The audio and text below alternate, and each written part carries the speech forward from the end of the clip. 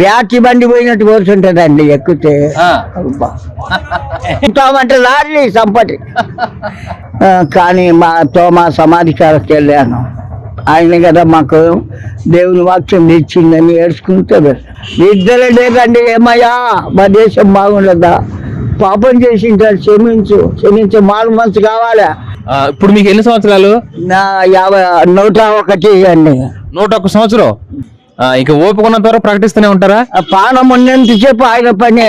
కింద పడినాను, కాలు ఇరిగింది. కాలు ఇరిగిన కానీ ఇడబాలేదు ఆయన.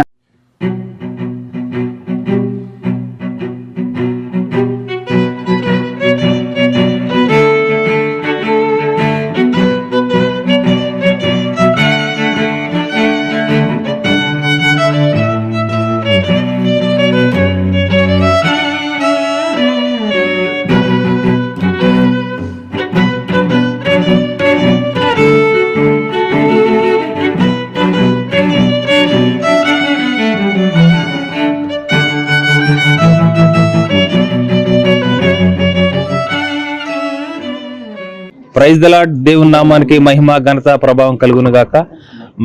మరి ఇప్పుడు మనం నంద్యాలలో ఉన్నామండి. మనతో ఉన్నటువంటి పాస్టర్ గారి పేరు పాస్టర్ జోసెఫ్ గారు. వారిది ఎలుగోడు మండలం, మోత్కూర్ అనే గ్రామం. వీరికి ఉన్న ప్రత్యేకత ఏమిటంటే వీరు ఇదే సైకిల్ మీద సువార్త ప్రకటిస్తా ఉన్నారు.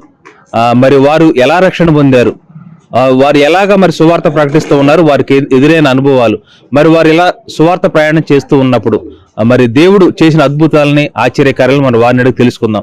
అయ్యగారు వందనాలు. అయితే మీరు ఎలా రక్షించబడ్డారు, కొన్ని మాటలు చెప్పండి.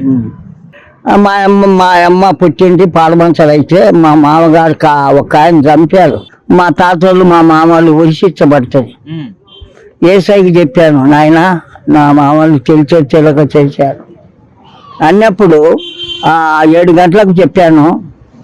10 గంటలకు షార్ట్ పంపించాడు ఎవరికి, మేచిట్కు. అయ్యా నీ కేసు కోర్టు దగ్గరికి. ఆ వకీలు అంటున్నాడు, అయ్యా కేసు కొట్టేశారు, కార్డు వచ్చింది మాకు అన్నాడు. పెద్దరా ఏం నాయన ఇచ్చా అంటే, నేనుగా చేసింది అడుగుదా, నా వంతు ఇచ్చట ఆయన వంతు. అలాగా నమ్ముకొని పని చేస్తున్నాను ఆయన పనులు. బిల్లుంగులో కట్టుకున్నాం, బండలు తెచ్చుకుందామని పోయాం. అప్పుడు బండలు బాటు పడింది, బండ సావాల్సింది. ఒక ఆయన చచ్చిపోయాడు. అప్పటి నుండి దేవుని దయతో ఈ శ్వాసం వచ్చేసింది. ఈ శ్వాసం ఇచ్చాడు తండ్రి. అప్పటి నుండి ఆయనతో ఉండి ఎక్కడ కర్నూలు పొమ్మంటే మొదట సైకిల్ వేసుకొని కర్నూలు పోయాను. మళ్ళా వచ్చాను. ఇంటికి వచ్చినాక హైదరాబాద్ పోమని చెప్పా. ఆ పిలిపి వచ్చింది పరలోకం అంటే. అప్పటి నుండి మళ్ళీ హైదరాబాద్ ఎన్నో మార్లు పోయాను. హైదరాబాద్ ఇచ్చినాక మళ్ళా ఎక్కడ ఇచ్చాడు, మెడ్రాసు తోమా సమాధి కొరకు ఇచ్చాడు. అక్కడ కూడా సైకిల్, ఇవన్నీ తోమా సమాధి కూడా సైకిల్ మీద వెళ్ళారా? సైకిల్ మీదే, హైదరాబాద్ సైకిల్ మీద. ఇది 3 రోజులు, హైదరాబాద్ 3 రోజులు, కర్నూలు 1 దినము, ఇలాగ జరుగుతూ. కానీ తోమా సమాధి కాడకి వెళ్ళాను. ఆయన కదా మాకు దేవుని వాక్యం తెచ్చిందని ఏడ్చుకుంటే అలాగ వెళ్తూ విజయవాడ వెళ్ళాను. మళ్ళా తర్వాత ఒక అనంతపూర్ వెళ్ళాను. ఒకే దినం అనంతపూర్కి. అచ్చా, అంటే కొన్ని విషయాల్లో చెప్పాలంటే అయ్యగారి మాట మరి మనకి కొంచెం అర్థం కాని పరిస్థితిలో ఉంది. వీరి అత్త మామ గారికి ఉరిశిక్ష పడినప్పుడు వీరు చేసిన ప్రార్థనను బట్టి వారికి విడుదల దొరికింది. అలాగే వీరికి ప్రమాదం నుంచి తప్పింపబడ్డారు. అప్పటి నుంచి వీరు విశ్వాసంలో బాగా బలపడుతూ అనేక ప్రాంతాలు సైకిల్ మీదనే సువార్త చేస్తూ ఉన్నారు. అయ్యగారు మీరు ఇలాగ సువార్త చేస్తూ ఉన్నప్పుడు ఎంతమంది మారు మనసు పొందారు? మారు మనసు పొందింది చెప్పిన కాడల్లో మారు మనసు. 10 ఊర్లో 10 జిల్లాలో మారు మనసు వచ్చేసింది. అయ్యా నువ్వు ప్రార్థన చేసి అంటే, నేను కాదు వేసింది ఆయన, అడిగిన నా వంతు ఇచ్చేసాడు, మీరు మారు మనసు పొందినారు. అది పాపం విడిచిపెట్టారు. దేవుని యందు భయభక్తి కలిగి జీవించండి అని చెప్పాను. మరి ఇలాగ మీరు సైకిల్ ప్రయాణం చేస్తున్నప్పుడు ఎప్పుడన్నా ప్రమాదాలు జరిగాయా? ఏం ఎదురుగాలేదండి. ఎండలు కూర్చుని కానీ తండ్రి ఎదురుండేనండి. సుమారు ఎన్ని సంవత్సరాల నుంచి ఇలాగ సైకిల్ మీద సువార్త ప్రకటిస్తున్నారు? 50 సంవత్సరాల నుండి దేవుని సువార్తలో కొనసాగించున్నాడు తండ్రి. ఏసై తండ్రి ఆయన పాదాలు ఇడవకుండా రాత్రి మగులు ఈ కరోనా వచ్చిన నుండి దేవుని దయతో ఇద్దరే లేదండి. ఏమయ్యా మా దేశం బాగుండదా, పాపం చేసింటారు, క్షమించు మారు మనసు కావాలా. ప్రతి వారు మంచి కావాలని కోరుకుంటూ జీవితాన్ని ఆయన చేత పెట్టానండి. అది విషయం. ఇప్పుడు మీకు ఎన్ని సంవత్సరాలు? నా 101 అండి. 101 సంవత్సరం. ఇక ఓపిక ఉన్నంత వరకు ప్రకటిస్తూనే ఉంటారా? పానం ఉన్నంతసేపు ఆయన పనే. ఆయాస వస్తుంది, ఏం నాయన అనేతాలకు సైకిల్ కాడి బయటకు ఆత్మ వస్తుంది, దెబ్బుతా ఉంటాను. మరి మీరు ఇలాగ బయటకు వచ్చి సువార్త చేస్తున్నారు కదా, మరి మీ కుటుంబ పోషణ ఏంటి? అంతా ఆయన చేస్తాడు మా కుటుంబానికి. అంట చేతుల కష్టమే మళ్ళా ఇది విషయం అయ్యగారు. మరి ఎప్పుడన్నా అనారోగ్యం వస్తే ఇంటి దగ్గరే ఉంటారా? ఇంటి దగ్గర అప్పుడే దేవుని అడిగి, ఏం నాయన నాకు రోగం వచ్చా, ఏం నా పరిస్థితి అంటే మళ్ళా డాక్టర్ దగ్గరికి వెళ్లకుండా పని చేస్తా వచ్చాను. ఎప్పుడైనా మీకు ఇంకా చేసిన వరకు చాలు ఆపుదామని ఎప్పుడన్నా అనిపించిందా? నంద్యాలని ఒక ఆయన సైకిల్ దొక్కుతూ ఉంటే గంగా బోటల దగ్గర కింద పడినాను, కాలు ఇరిగిన కానీ ఇడబాలేదు ఆయన. అయ్యా అది విషయం. ఎప్పుడు అనుకోలేదు ఆగాలని? ఆగాలి అనేదే లేదండి. ఎప్పుడు పని ఆయన పని పొలం ఆయన నాటుకునే విప్లవం ఫలించాలని నా ఆశ. ఎప్పుడన్నా మీరు దూర ప్రాంతాలు వెళ్తున్నప్పుడు సైకిల్ ఎప్పుడన్నా ప్యాచ్ పెట్టడం? ఏం ప్యాచే లేదండి, ప్యాచే లేదండి.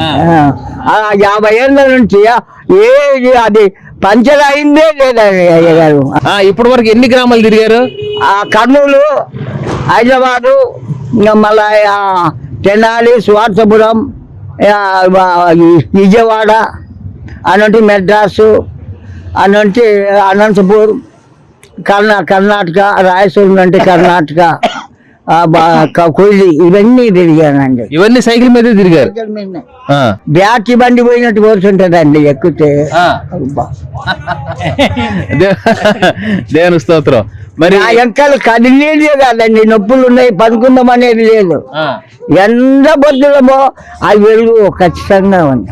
మరి మీరు ఇలా సువార్త ప్రకటిస్తున్నప్పుడు ఎవరన్నా అంటే ఎందుకు మా వీధిలోకి రావద్దు, నువ్వు ఇటన్నా వెళ్ళిపో అని వ్యతిరేకించారు ఎవరన్నా? మేము హైదరాబాద్ చెప్తేనే వ్యతిరేకించలేదు, నంద్యాల పట్టుకునేది. ఇప్పుడు నంద్యాల వ్యతిరేకిస్తున్నారా? ఇప్పుడు ఇప్పుడు ఇప్పుడు వద్దంటున్నారా? ఎన్ని పెట్టావు, చెవులు లాగిపోతున్నాయి అవన్నీ అన్నాడు. అన్నా నేనేమన్నా చంపుతామంటే లారీ చంపటి ఏడా సాయిబాబు గుడి కాడ పేరు మెచ్చుకొచ్చాడు అన్నారు, చంపో నాకేమి ఇష్టం అని అన్నాడు. అయ్యగారు మీ కుటుంబ విషయాలు చెప్పండి. మా కుటుంబ విషయం నేను దేవునితోనే పెరుగుతున్నారు. మా మనమలు, అమ్మగారి గురించి, పిల్లల గురించి చెప్పండి. అమ్మ నా భార్య నేను నిధించింది అయ్యా. మా బిడ్డలు ఉన్నారు, మా బిడ్డలు పోషిస్తున్నారు, సహకరిస్తున్నారు. ఇది విషయము. దేవుడు ఏదో కొంత ఇచ్చి పంపిస్తూ చేస్తున్నారు. మరి మీకు అకౌంట్ నెంబర్ ఉందా? బ్యాంక్ అకౌంట్ నెంబర్ ఉందా? బ్యాంక్ ఇది లేదండి. మరి ఎలా మీకు ఎవరన్నా ఇప్పుడు చూసేవాళ్ళు సహాయం చేయాలనుకున్నారు అనుకోండి, ఎలాగ మరి? పెట్టుకోలేదండి. మరి ఎట్టా? సరే తర్వాత తీసుకోండి. మరి మీ సాక్ష్యాన్ని మాకు తెలిపినందుకు చాలా సంతోషం. చేయండి. తండ్రి మా నాయన, నీ కుమారులు నాయన మా నంద్యాలకు పంపించావు నాయన. మా నంద్యాల పట్టణాన్ని బట్టి స్తోత్రాలు. మా దేశంను బట్టి, మా దేశమే కాదు నాయన, అన్ని దేశాల కొరకు, అందరి కొరకు, చెట్ల కొరకు, గుట్టల కొరకు స్తోత్రాలు తండ్రి నాయనా. స్తోత్రాలు. మనుషులు మారలేదు, మార్పు రాలేదు నాయన. మారు మనుషు దయచేసి పాప క్షమాపణ ఒప్పుకొని క్రీస్తు యందు నిలిచేటకు నీ పరిశుద్ధాత్మ భూమి యందు నెరవేర్చమని, ప్రపంచమంతా వాడుకోమని అడుగుతున్నాను తండ్రి. ఆమేన్, ఆమేన్, ఆమేన్, ఆమేన్. చాలా వందనాలు అయ్యగారు, చాలా వందనాలు. ప్రైజ్ ది లార్డ్ అండి. మరి అయ్యగారు చేసిన సేవకు మరి మనతో కుమార్ పాస్టర్ గారు ఉన్నారు. వారు మరి అయ్యగారిని సన్మానిస్తారు. మన ల్యాంప్ మినిస్ట్రీస్ తరఫున అయ్యగారిని సన్మానిస్తారు.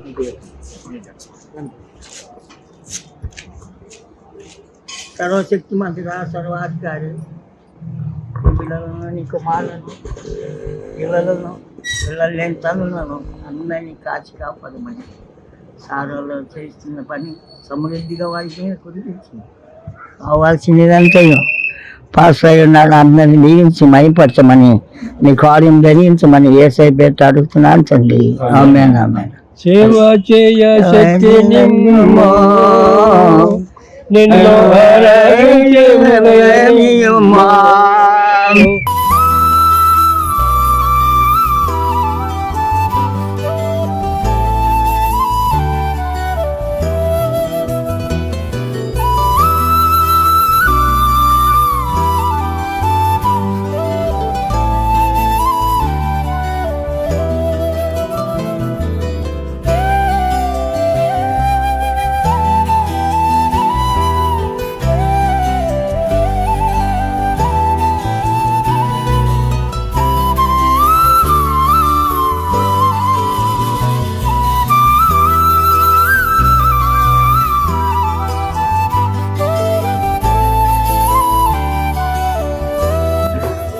చాలా థ్యాంక్స్ అండి.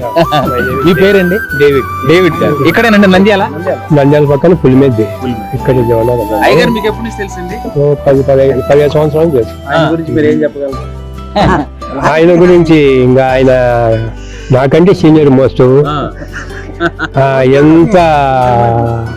ఎంతమంది అవమానించినా ఎంతమంది కేకలి తన పని చేసుకుంటూ వెళ్ళిపోతుంటాడు. స్వార్థ పని నా పని అంటాడు. ఇంకా దేవుడు నాకు ఇచ్చిన భాగ్యము సచ్చేటంత వరకు ఇదే. మరి అయ్యగారిని కలవడం మరి చాలా సంతోషం అండి. నిండు వృద్ధాప్య మంది కూడా మరి దేవుని సేవ పట్ల ఆయన పరిచర్య పట్ల వారికి ఉన్న ఆసక్తిని మనందరం గమనిద్దాము. మరి వారిని మాదిరిగా తీసుకొని మనం కూడా విసుగుగా ఆయన పనిలో ఉందామని మరి అయ్యగారిని కలవడం మనకి ఎంతైనా సంతోషం. అయ్యగారు మరి వెళ్ళి వస్తాం. వందనాలండి.